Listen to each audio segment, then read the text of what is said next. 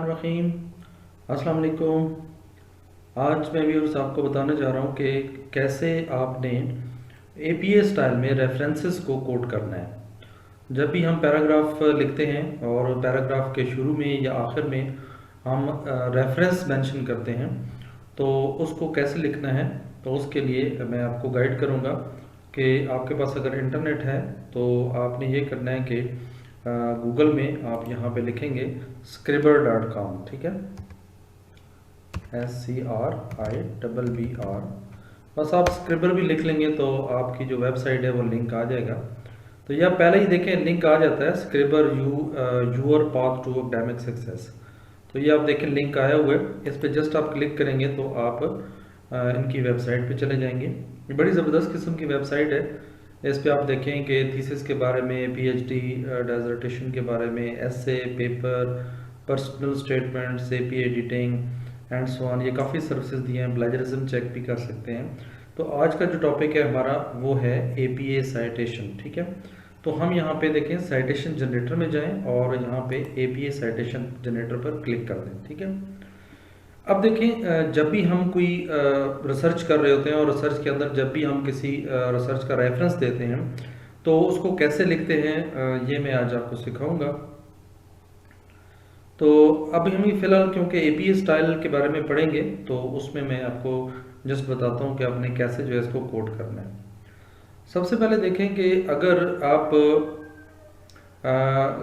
आखिर में आप जैसे एक पैराग्राफ ख़त्म हो जाता है और उसके आखिर में आप रेफरेंस लिखते हैं तो पहला आपका पैराग्राफ चलता है, जैसे ही पैराग्राफ ख़त्म होता है तो डॉट से पहले, ठीक है, और पैरेंथेसिस के अंदर जो है आपने यानी छोटी ब्रैकेट के अंदर आपने कैसे लिखना है, जैसे ये राइटर का लास्ट नेम है और कामा फिर स्पेस और फिर आपने ईयर लिख देना है। ठीक है, और अगर इसी को आपने कोड करना है और उसको शुरू में लिखना है आपने, ठीक है, तो वो फिर आप इस तरह लिखेंगे कि स्मिथ और उसके बाद कोई कामा नहीं डालेंगे और जो उसका ईयर होगा उसको ब्रैकेट में लिखेंगे और उसके बाद आगे आप explain, investigated and so on, ये आप इस तरह लिखेंगे। ठीक है, तो उसके बाद आप देखें अगर हम जो है ना हमारे स्टूडेंट्स अक्सर ही गलती करते हैं कि जब एक आथर हो तो कैसे लिखते हैं, दो आथर हो तो कैसे लिखते हैं, तीन हो तो कैसे लिखते हैं एंड सो ऑन। जब आपका एक ही आथर हो, ठीक है, तो आपने उसको पैरेंथेटिकल साइटेशन में यानी एंड पे जब आपने कोड करना है तो ब्रैकेट के अंदर इस तरह उसका लास्ट नेम और कामा और आगे ईयर लिख देना है। लेकिन अगर उसको शुरू में आपने लिखना है तो शुरू में उसको आप इस तरह लिखेंगे स्मिथ, जैसे मतलब राइट जो उसका लास्ट नेम होगा राइटर का, तो उसके बाद कोई कामा नहीं डालेंगे और उसको आप लिखेंगे आगे ईयर। ठीक है, टू ऑथर्स होंगे तो एंड पे जब इसको कोड करेंगे तो ब्रैकेट्स के अंदर आप लिख देंगे पहले ऑथर का लास्ट नेम एंड दूसरे ऑथर का लास्ट नेम और उसके बाद कामा आएगा। अक्सर हम ये गलती करते हैं कि पहले नेम के ऑथर के बाद ही हम कामा डाल देते हैं, तो ये गलत है। ठीक है, एपीए फॉर्मेट में आपने ये करना है कि पहले नेम के बाद कॉमा नहीं डालना, बस इसके अलावा आपने जो दूसरा नेम है उसके बाद जो है, और इसमें एंड जो है ये सिंबल वाला एंड जो है ये आपने डालना है। ठीक है, और अगर शुरू में आप इसको कोड करेंगे तो उसमें आपने याद रखना है कि फर्स्ट ऑथर का जो लास्ट नेम है एंड, यहाँ पे एंड जो है ये पूरा लिखेंगे आप। ठीक है, यानी आप शुरू में जब इसको लिखेंगे तो मैं आपको इसकी बता देता हूँ कि शुरू में और आखिर में कैसे लिखते हैं। तो जैसे आप देखें एक पैराग्राफ है, ये आपने पैराग्राफ सपोज किसी आर्टिकल से लिया, किसी थीसिस से लिया। ठीक है, तो अब आपने इसको कैसे देखो, जहाँ जिस आर्टिकल से लिया, सपोज मैं कहता हूँ कि हमने ऐसे आर्टिकल से लिया जिसका एक ही राइटर था, तो अगर तो मैं देखो इसको शुरू में कोड करूँगा तो मैं लिखूँगा स्मिथ और कोई कामा नहीं लगाऊंगा, आगे ब्रैकेट के अंदर ईयर लिख के फिर मैं कहूँगा explain that and so on. और अगर इसी को मैं आखिर में लिखना चाहता हूँ तो फिर मैं उसको इस तरह लिखूंगा। देखें डॉट से पहले, ये याद रखना है क्योंकि अक्सर हमारे स्टूडेंट क्या करते हैं कि वो डॉट के बाद जो है वो ब्रैकेट शुरू करते हैं और उसमें जो है वो लिखते हैं। तो जो भी आप पैराग्राफ लिखेंगे डॉट से पहले उसको पैरेंथेसिस के अंदर इनक्लोज करेंगे। ठीक है, इसी तरह जब आपके पास दो ऑथर होंगे तो देखें अगर शुरू में लिखेंगे तो देखें स्मिथ एंड जोन्स, तो अब कोई इसमें कामा नहीं है, एंड आप पूरा लिखेंगे, कोई कामा यूज नहीं करेंगे और आगे जो है वो ईयर जो है इस्तेमाल करेंगे। इसी तरह अगर इसी पैराग्राफ के आखिर में आपको कोड करना पड़े तो आप देखें यहाँ पे अब एंड जो है ये आपने चेंज कर देना है। तो कामा जो है फर्स्ट ऑथर के बाद कामा नहीं आएगा, बल्कि दूसरे के बाद कामा आएगा, और उसके बाद आपने जो है वो 2020 या जो भी ईयर होगा उस पर लिख देना। इसी तरह जब 3 या 3 से ज़्यादा होंगे तो नॉर्मल 5 तक जो है वो 500 ऑथर का नाम लिखते हैं। तो आप इसको इटॉल भी कर सकते हैं, लेकिन इसमें एक टेक्निकल बात यह है कि फर्स्ट अगर आपके पास 5 ऑथर हैं तो पहली दफ़ा जब यानी सीक्वेंस में आप चल रहे होते हैं, आपका थीसिस चल रहा होता है या कोई भी रिसर्च पेपर चल रहा होता है, तो जब पहली दफ़ा कोड करते हैं तो 5 आपको पूरे कोड करने पड़ेंगे। उसके बाद जब भी उसका रेफरेंस आएगा यानी उसी आर्टिकल का, तो उनको फिर आप इटाल में कन्वर्ट कर सकते हैं। अब ये याद रखें कि जब हम शुरू में उस रिसर्च का रेफरेंस देते हैं तो हम देखें स्मिथ इट ऑल यानी ET और AL के बाद सिर्फ डॉट लगाते हैं, कॉमा नहीं लगाते। तो उसके बाद हम जो है ईयर लिख के और बात कहते हैं कि इसने ये एक्सप्लेन किया था एंड सो ऑन। लेकिन अगर इसी को एंड में अगर कोड करना हो तो फिर हम स्मिथ एट ऑल और डॉट के बाद कामा लगाते हैं, कामा लगा के फिर उसके बाद हम ईयर लिखते हैं एंड इसको हम इनक्लोज कर लेते हैं, ठीक है। उसके अलावा आप देखें कि जब आप कोई ऑर्गेनाइजेशंस को कोड करते हैं, ठीक है, वहाँ कोई ऑथर नहीं, किसी ऑर्गेनाइजेशन की कोई बात होती है तो पहले उस ऑर्गेनाइजेशन का नाम और फिर उसके बाद जो है उसका ईयर जो है वो लिखते हैं। और अगर शुरू में आप कोड करेंगे नैरेटिव साइटेशन में तो उसमें पहले आपके उस ऑर्गेनाइजेशन का नाम लिखना है और उसके बाद उसका ईयर जो है आपने कोड कर देना है। अच्छा, सम टाइम ये होता है कि हमें कुछ ऐसा मटेरियल मिल जाता है जिसका कोई सोर्स नहीं होता, ठीक है, मीन्स के फर्ज करें उसका ऑथर का नाम जो है वो मिसिंग है, ठीक है। तो आपने क्या करना है कि जब आप एंड में आप लिखेंगे यानी पैराग्राफ लिख के और उसके एंड में लिखना पड़ेगा, तो जो सोर्स का टाइटल होगा वो टाइटल लिख के और उसके बाद जो है आप कामा लगाएं और उसके बाद ईयर जो है वो लिखते हैं, ठीक है। लेकिन ये याद रखें कि जो सोर्स टाइटल होगा that should be in italic, ठीक है, ये इटैलिक में होना चाहिए, ठीक है। उसके बाद जो है अगर आप आर्टिकल जो है ना शुरू में एक्सप्लेन करना चाहते हैं तो उसके बाद आप स्टार का जो है वो इस्तेमाल करेंगे, ठीक है। अच्छा, सम टाइम ये होता है कि आपको आर्टिकल मिल जाता है या उस ऑथर का नाम मिलता है लेकिन डेट नहीं मिलती, तो उसमें आप फिर क्या करते हैं कि उस ऑथर का आखिरी नेम और फिर कामा और उसके बाद N.D और फिर उसके बाद डॉट लगा देते हैं, ND मीन्स नो डेट, ठीक है। तो इसी तरह पेज नंबर भी आप कर सकते हैं। अब मैं आपको कुछ एग्जांपल्स देता हूँ। जैसे सपोज वेब पेज है, आप देखें कोई भी कहीं कंप्यूटर से आप इंटरनेट से आप कोई पीस उठाते हैं, राइटिंग वर्क उठाते हैं और उसको कैसे कोड कर रहे हैं। इसका फॉर्मेट ये है, सबसे पहले आपने ऑथर का नाम लिखना है, ठीक है। उसके बाद AA मतलब ये आपका जस्ट जो है ना आप कह लें कि उसके जो फर्स्ट सेकंड नेम है वो, उसके बाद ऑथर BB यानी दूसरा ऑथर, और उसके बाद फिर आपने डॉट और फिर ब्रैकेट में ईयर, और अगर मंथ है तो वो भी और डे है तो भी लिख सकते हैं, ठीक है। अदरवाइज ईयर नॉर्मल होता है तो ईयर लिखे ब्रैकेट क्लोज करें, डॉट लिखें, उसका पेज टाइटल और ये इटैलिक में होना चाहिए, ठीक है। और डॉट के बाद जिस साइट का नेम है वो लिखें और उसके बाद उसकी जो URL है, URL जो नॉर्मल, अब सपोज इस वेबसाइट की मैं URL की बात करूं तो ये जो आपकी बार में पूरी मुझे अभी हाईलाइट हो गई है, तो ये सारी जो है ये URL कहलाती है, ठीक है। तो इसको आप कॉपी करके पेस्ट कर देंगे। मिसाल के तौर पर ये एक नाम था और कामा, आखिरी नेम के बाद कामा लगता है, उसके बाद जो नेम होते हैं उसका फर्स्ट लेटर आप लिखते हैं, तो उसके बाद फुल स्टॉप, उसके बाद देखें ईयर और कामा और उसके बाद मंथ और डेट आ जाएगी। तो मंथ और डेट के दरमियान कोई कामा यूज़ नहीं होगा, ठीक है। ब्रैकेट क्लोज करेंगे, उसके बाद आप डॉट लगाएंगे और ये सपोज आपका टाइटल नेम था और इसको जो है ना देखें मैंने इटैलिक करके लिखा हुआ है, ठीक है। तो उसके बाद देखें उसके बाद आपने फुल स्टॉप लगाना है, फुल स्टॉप लगा के फिर आपने पूरी वेबसाइट जो है ना जो URL है वो वहाँ पे लिख देनी है। तो अक्सर क्योंकि हम नेट से मटेरियल उठाते हैं और हमारे पास कोई ऐसा सोर्स नहीं होता हमारे पास, हम तो मतलब अकेले मेरे बहुत सारे स्टूडेंट्स को मैंने देखा है कि वो कहते हैं जी बस हमें आर्टिकल नहीं मिल रहा। तो आर्टिकल ज़रूरी नहीं है, कहीं आपको अच्छा आपको कोई चीज़ मिलती है, कोई राइटिंग मिलती है तो वहाँ उसको उठा सकते हैं और उसकी URL को आप कोड कर सकते हैं, ठीक है। अब देखें कि ये तो वेब पेज था, अगर बुक आ जाए तो देखें बुक को कैसे लिखा जाता है। तो बुक का भी आखिर में सिर्फ पब्लिशर और डेट ऑफ इशू जो है वो आप लिख सकते हैं। जैसे फर्स्ट देखें राइटर कामा, फिर उसके बाद उसका शुरू का नाम का जो फर्स्ट लेटर है वो लिखेंगे, फिर डॉट, फिर ईयर, डॉट, और फिर उसका जो है आप कह लें कि जो भी बुक का टाइटल है वो लिखेंगे और फिर उसको देखें फुल, पहले जो बुक का टाइटल है ये आपने इटैलिक में लिखना है, उसका एडिशन जो है ये आपने इटैलिक में नहीं लिखना, ठीक है। फिर फुल स्टॉप और उसके बाद जो है जो पब्लिशर्स होता है उनका नेम आपने कोड कर देना है।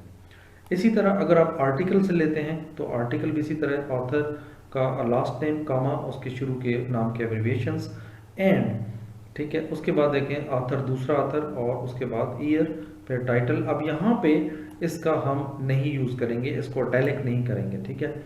और टाइटल जो है ये इसका आर्टिकल का जो टाइटल होगा वो इटैलिक नहीं होगा, बल्कि टाइटल ऑफ द पीरियोडिकल, ठीक है, उसको हम जो है वो करेंगे। इस टाइटल ऑफ पीरियोडिकल मीन्स कि आपका जो जर्नल का नाम होगा वो हम उसको इटैलिक में रखेंगे। वॉल्यूम को जो है वो भी इटैलिक रखेंगे, इशू, पेज, रेंज, और ये फिर उसमें आगे आ जाते थे। जैसे मिसाल के तौर पर ये ऑथर के नेम है और उसके बाद ईयर है, फुल स्टॉप है, उसके बाद आप देखें कि ये उस जर्नल का उस पेपर का नाम है, रिसर्च आर्टिकल का नाम है, और फिर जर्नल का जो नाम है उसको देखें कि आप इटैलिक रखा गया है। उसके बाद 7-3 का मतलब है कि थर्ड इशू है और 7th वॉल्यूम है, और आगे पेज नंबर उसका आ जाता है, और आगे अगर यूआरएल डालना चाहे तो उसकी यूआरएल भी यहाँ डाल सकते हैं। ओके व्यूअर्स, अभी मैं आपको एक्सप्लेन करता हूँ कि जैसे मैंने आपको पहले समझाया तो किस तरह हमने इसको फॉर्मेट में चेंज करना है। जब भी आप रेफरेंस पेज पे जाते हैं, ठीक है, उसमें आपने क्या करना है। अब आपने देखा होगा कि रेफरेंस जब आप लिखते हैं रेफरेंसेस, तो टॉप पेज से 1 इंच का फासला होना चाहिए। इसको हम एज अ टाइटल लेंगे। उसके बाद पेज नंबर जो है राइट टॉप कॉर्नर पे होना चाहिए। अब मुख्तलिफ यूनिवर्सिटीज़ में मुख्तलिफ फॉर्मेट होता है, इसको एंड पे, बॉटम लाइन पे और सेंट्रल में अक्सर लिखा जाता है, तो वो यूनिवर्सिटी फॉर्मेट को देख के आपको करना होगा। जब रेफरेंसेस में आप पूरा रेफरेंस लिखते हैं तो उसमें आपने ये करना होता है कि पहली लाइन को, ठीक है, आपने देखा होगा कि पहली लाइन जो है ये आपको पूरा लिखेंगे। उसके बाद जो है आपने क्या करना है कि सेकंड लाइन जो है ये यहाँ पे, ठीक है, आपने देखा होगा कि इस लाइन को ऊपर वाली लाइन से, यानी ये एक टैब जो है वो आगे आपने इसको प्रेस करके जो है वो करना है, ठीक है। यानी पहली लाइन को आपने एज इट इज़ रखना है और दूसरी, तीसरी या जितनी भी आगे लाइंस हैं उनको आपने एक टैब जो है वो आगे कर दिया जाता है। तो उसको वैसे तो आप नॉर्मल आगे करेंगे तो आगे नहीं होगा, कंट्रोल प्लस टैब प्रेस करेंगे तो वो जो है एक टैब जो है आगे होगा और ऊपर की लाइन आपकी डिस्टर्ब जो है वो नहीं होगी, ठीक है। नेक्स्ट देखिए एपीए इन साइटेशन, ठीक है। तो अब आपने कैसे जो है वो साइटेशन जो है इसको यूज़ करना है। अब आपने देखा होगा कि आपके पास एक पैराग्राफ है और उसके आखिर में मैंने जैसे आपको समझाया था कि आपने लिखना है स्मिथ कामा और 2017, ठीक है। और इसी तरह जो है वो आप शुरू में जब लिखेंगे तो आप स्मिथ और ईयर लिख के और फिर shows that and so on, ठीक है। और तीसरा तरीका ये होता है कि आप इस तरह भी लिख सकते हैं कि in 2017 comma research was carried out by Smith that indicated and so on, ठीक है। तो ये 3 तरीके हैं रेफरेंस को लिखने के, कि या तो पैराग्राफ के आखिर में लिख दें या शुरू में उसका नाम लिखें कि इस बंदे ने रिसर्च है वो एक्सप्लेन की एंड सो ऑन। और तीसरा तरीका ये होता है कि आप पहले ईयर लिखें कि इस ईयर में इन 2017 या जो भी ईयर वहाँ पे आर्टिकल का होगा तो उसमें लिखें और कामा के बाद फिर research was carried out bye और फिर उस ऑथर का नाम लिखते हैं, ठीक है। 2 ऑथर्स होंगे तो एंड में जब लिखेंगे तो सपोज फर्स्ट ऑथर का और सेकंड के बाद कामा और फिर आपने इसको क्लोज कर देना है। उसके बाद शुरू में लिखेंगे तो पहले ऑथर्स एंड और फिर थॉमस और फिर उसके बाद इसमें कोई कामा नहीं है, ये आपने याद रखना है, ठीक है। 3 to 5 ऑथर्स होंगे तो फिर आपने अगर एंड में लिखना है तो उसमें पैरेंथेसिस के अंदर तो आप देखें पहले के बाद कामा, दूसरे के बाद कामा, तीसरे के बाद कामा और फिर एंड, चौथे के बाद कामा और फिर उसके बाद जो है 2014 आ जाएगा। तो यानी 2 या 2 से ज़्यादा होंगे तो उसमें फिर आपने हर ऑथर के नाम के बाद कामा जो है वो लाजमी डालना है। और अगर इसको आपने शुरू में लिखना है तो शुरू में फिर आ जाएगा कि पहले आथर का लास्ट नेम, कामा दूसरा, कामा तीसरा, और फिर और यहाँ पे कामा आएगा, एंड यहाँ पे एंड आप पूरा लिखेंगे, और फिर थॉमस, और कामा कोई नहीं डालेंगे यहाँ पे।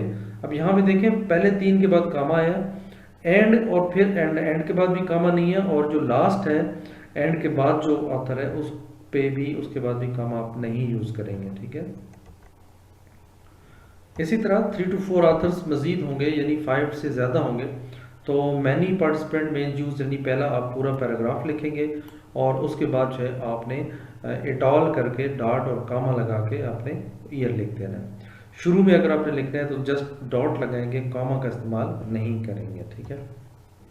6 से ज़्यादा आथर होगा तो ज़ाहिर है इसका इटॉल डॉट और आखिर में लिखेंगे, तो फिर डॉट के बाद कामा भी यूज़ करेंगे। तो ऑर्गेनाइजेशन एज ऑथर होगी तो वहाँ पे हम लिखेंगे according to new research and so on, और ब्रैकेट के अंदर उस ऑर्गेनाइजेशन का नाम, कामा, और उसके बाद फिर आप उसका ईयर लिख देंगे। टेक्स्ट साइटेशन में इस तरह होता है कि नॉर्मली हम क्या करते हैं कि जब कोई बात हम कोट करते हैं, ये बात समझने वाली है कि अक्सर आप देखेंगे ईयर के साथ पेज नंबर भी होता है। तो पेज नंबर वहाँ पे हम लिखते हैं कि जब आप किसी की बात को एज इट इज़ कोट करते हैं और उसको इन्वर्टेड कॉमर्स के अंदर बंद करते हैं, ठीक है। जैसे मिसाल के तौर पर ये making an AP citation generator is a lot of work but many students benefit from it, तो इसको हमने ब्रैकेट में बंद किया हुआ है, ठीक है। तो ब्रैकेट में जब बंद करेंगे तो फिर उसके आगे जो आप रेफरेंस देंगे, तो एंड के बाद लास्ट नेम के बाद कामा, ईयर के बाद कामा, फिर पी डॉट और आगे जो भी पेज नंबर होगा उसका, उस आर्टिकल का, बुक का जो भी है, तो उसको आपने यहाँ कोट कर देना है। तो पेज नंबर वहाँ पे लिखा जाता है जब आप किसी की बात को exact as it is quote करते हैं, ठीक है। तो ये बातें याद रखनी है। मल्टीपल सोर्स जब हम यूज़ करते हैं, यानी एक ही बात मुख्तलिफ आर्टिकल्स में जब बयान की गई हो, तो नॉर्मली जिस तरह एंड में हम कोट करते हैं उसी तरह स्टाइल होगा, लेकिन उनके दरमियान सेमी कॉलन का आपने सेमी कॉलन को डालना है। जैसे वेरियस स्टडीज शोज दैट, अब यानी एक बात बहुत सारे रिसर्च में कही गई है, तो पहला जो है देखें डॉकर एंड वैगेंट कॉमा ईयर, फिर सेमी कॉलन पोर्टर डॉट, अब एक आ गया। फिर इसी तरह अगर 3 होंगे तो this Lima comma swan comma and, और फिर थर्ड जो है ऑथर का नाम कामा और फिर ईयर आ जाएगा, ठीक है। तो ये मल्टीपल सोर्सेज हैं एक साइटेशन के लिए, ठीक है। यानी एक बात जब डिफरेंट सोर्सेज में कही गई हो तो उसको आपने इस तरह जो है वो कोट करना है, तो ये आपने जहन में रखना है। तो ये मैंने वेबसाइट का नाम यहाँ पे दे दिया है www.scribbr.com, तो इस वेबसाइट से भी आप गाइडेंस ले सकते हैं। This is quite easy. Hopefully कि अभी आपको एपीए स्टाइल में रेफरेंसेस लिखना, चाहे वो आप साइटेशन में लिखें, चाहे आप रेफरेंसेस में लिखें, कैसे लिखना है तो ये आपको समझ आ गई होगी। कहीं आपको कोई डाउट है तो आप मुझसे पूछ सकते हैं, इंशाल्लाह मैं आपको गाइड कर दूँगा। Thank you. इससे पहले एक बात ये ज़रूर कि अगर अभी तक मेरा चैनल आपने सब्सक्राइब नहीं किया तो ज़रूर नीचे रेड बटन पर क्लिक कर लें, ताकि आपको आने वाली वीडियोस भी इसी तरह मिलती रहें।